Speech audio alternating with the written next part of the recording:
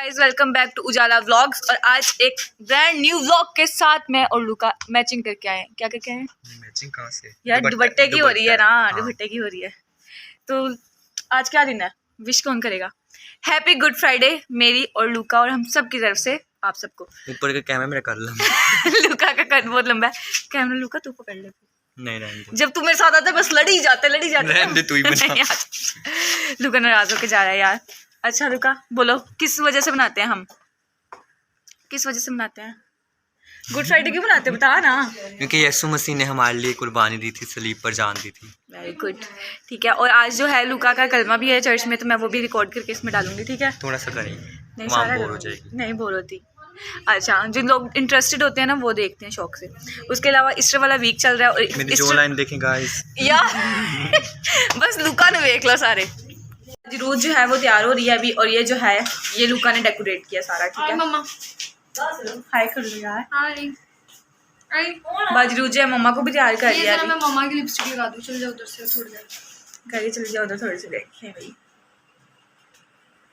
सारे सबसे पहले मैं तैयार हुई, मैंने अपनी तस्वीरें ले ली, ठीक है? मैंने कहा कि मैं सबसे पहले तस्वीरें ले लूँ, बाकी जाए साइड पे। इसलिए मेरा मेकअप भी जो है वो सेट है।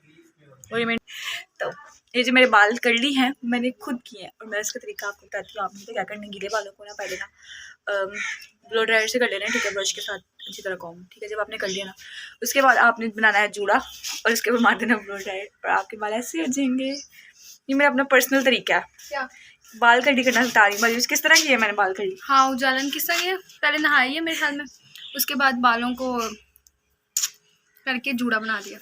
और ये देख मैंने आज नेल आर्ट करवाया। किससे कराया? महानूर से। मैंने कोई नेल आर्ट नहीं किया, ये मैंने खुद ही लगाई हुई है दो नेल पेंट्स।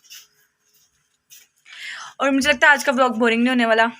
क्यों भाई? क्योंकि हम कोई गेम खेलेंगे। चलो आखिरकार हम सारे तैयार हो चुके हैं, अब हम जाने लगे हैं चर्च, क्योंकि हो चुका है चर्च का टाइम। हमारे चर्च 4 बजे था।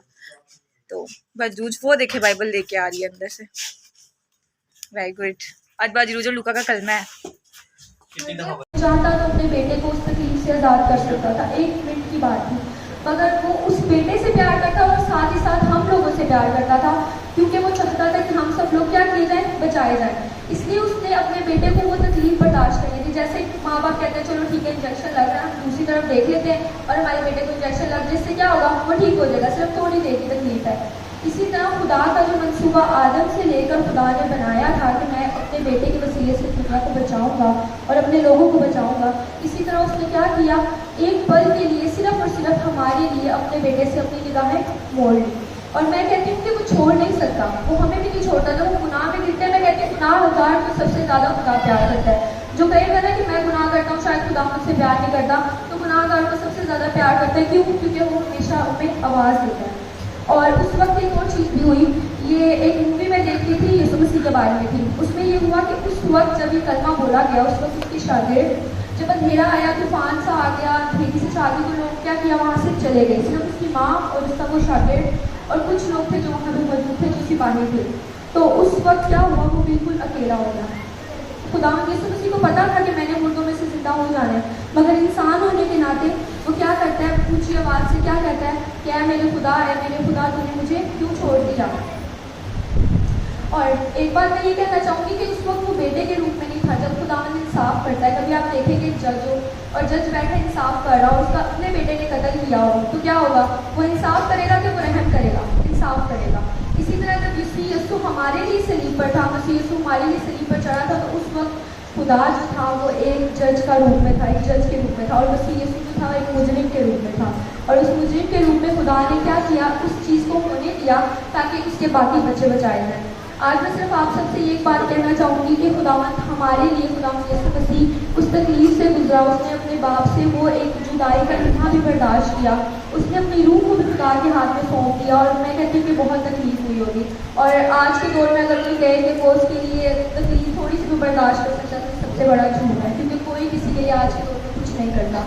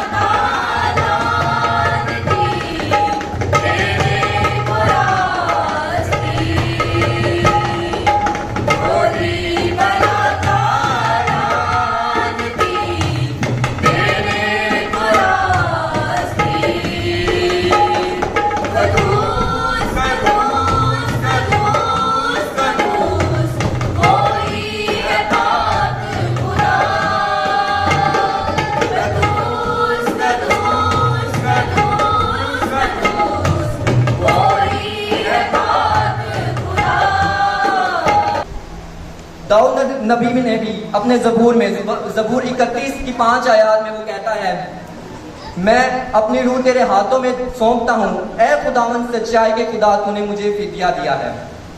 क्यों? दाऊद भी तो खुदा के इतना करीब था, दाऊद खुदा का बहुत अजीज था, मगर क्यों उसने खुदावन का अल्फाज ही क्यों इस्तेमाल किया? क्यों वो खुदावन ही कह रहा है? वो भी तो बाप कह सकता है ना। लेकिन उसने यीशु मसीह को कबूल ना किया था, क्योंकि वो अभी यीशु मसीह की कुर्बानी को जानता था, मगर वो ये नहीं जानता था कि यीशु मसीह की कुर्बानी के बाद हम खुदा के बेटे बन जाएंगे, खुदा के बच्चे बन जाएंगे। इसलिए वो खुदावन का अल्फाज यूज करता है और वो अपनी रूह खुदावन के हाथों में देता है कि उसने उसका फिदिया दिया, क्योंकि दाऊद भी मसीह के कुर्बानी को जान चुका था। वो जान चुका था कि खुदावन उसका फिदिया दे देगा। फिर उसके बाद हम देखते हैं, इसके बाद अमाल की किताब में स्टिफनस, जब उसको पत्थर मारे जा रहे हैं, सब उसको लान तान कर रहे हैं, खुदावन के नाम पर उसको मारने को हैं, तब वो अपनी रूह खुदावन को देता है और वो कहता है, ऐ खुदावन यीशु मेरी रूह को कबूल कर। इस बात से हमें एक और अच्छी चीज जाहिर होती है और ये सब क्लियर कर देती है, जो हम कंफ्यूज हो जाता है कि खुदावन कैसे 3 हिस्सों में आ सकता है। स्टिफनस बताता है कि उसका खुदा यीशु मसीह ही है, यीशु मसीह ही खुदा है और वो ही बेटा है और वो ही रूह कुदूस है।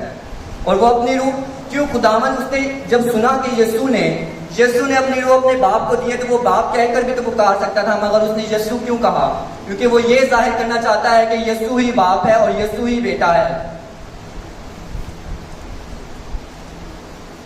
इसके बाद मैं आपको एक और आयत बताना चाहूंगा, वास की किताब उसका 12 बाब उसकी 7 आयत, और खाक से जा मिले जैसे जिस तरह आएगी आ गए मिली हुई होती है, और रूह खुदा के पास जिसने उसे दिया था वापस जाए। मतलब खुदा हमारी रूह वापस चाहता है, हम खुदा के दम से जीते हैं। यीशु मसीह ने भी अपना दम दे दिया, मतलब उसके अंदर भी खुदा का दम था, मगर वो अलग बात है कि यीशु मसीह ही खुदा था। हमारे अंदर खुदा का दम है और शैतान हमारे अंदर से खुदा के दम को लेना चाहता है। उसके लिए पावर होगी जब वो खुदा के दम को पा लेगा। मेरा दम शैतान के हाथ में जाने वाला था, मगर उसने मुझे बचा लिया। उसने बता दिया कि मेरे अंदर जो मेरी सांसें हैं वो यीशु मसीह की हैं, वो मेरे खुदा की हैं, और हमें अपना दम खुदावन को देना है, यीशु मसीह को अपनी रूह देनी है। रूह क्या है? खुदावन का दम है। इसके बाद हमें यह भी पता चलता है कि खुदावन हर मुश्किल में हमारे साथ। आपको लगता है आप बहुत अकेले हैं, चाहे आप मेरे सामने। हमारा जो चर्च है वो अभी अभी ख़त्म हुआ है और शाम हो चुकी है। आप कोई फ़ायदा नहीं, ना आप कोई पिक्चर्स ले सकते, ना कुछ पीछे आवाम है। लाइबा आए, मेरे लास्ट व्लॉग में लाइबा नहीं थी। ये लाइबा हुआ जिसके साथ हमने पत्थर वाला प्रैंक किया था। आवाम को तो इस बात से याद है, पता है, पत्थर वाला प्रैंक बात से इस बार में मुझे इंस्टा पे कोई गिफ्ट दे रही है, पत्थर दे रही अच्छे वाला गिफ्ट देना। ठीक है, ठीक है, हम लाइबा को गिफ्ट देने चलते हैं। अभी देते हैं। नहीं, इंस्टा पे ब्लॉग ना। हाँ ठीक है, अब ब्लॉग में ये मुझे गिफ्ट देते हुए नजर आएगी, अगर ना देगी तो फिर देख लेना। और इस बार कोई मुझे प्रैंक नहीं चाहिए, पत्थर नहीं चाहिए। पत्थर और गिफ्ट होता है, पत्थर और एल्फी 5 रुपए भी हो तो गिफ्ट होता है। पत्थर ईदी मिलेगी। फाइनली हम घर पहुंच चुके हैं और मैं मानू को कह रही हूँ कि आजा मानू, कुछ बाहर से खाते पीते हैं, कुछ करते हैं। मानू खाएं बाहर से कुछ। मैं कपड़े चेंज करने लगी बस। यार इतनी गर्मी आ गई है, मुझे तो समझ नहीं आ रही गर्मी आई कहाँ से है। इतना तो मेकअप किया था, बस चढ़ से होके आ गई बस। यार ये क्या बात है। नहीं यार मानू कुछ बाहर से खाते हैं। क्या खाना है? मानू खिलाएगी तू?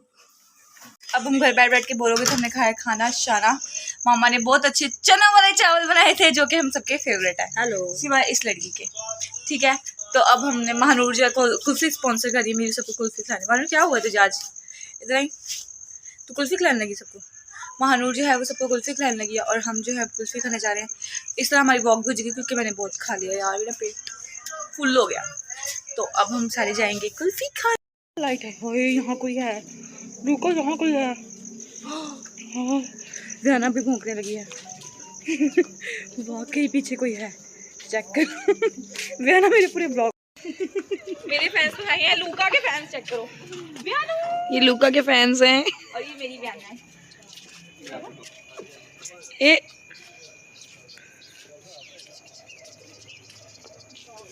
ओए खेलता है इस बात। चलो बाय बाय।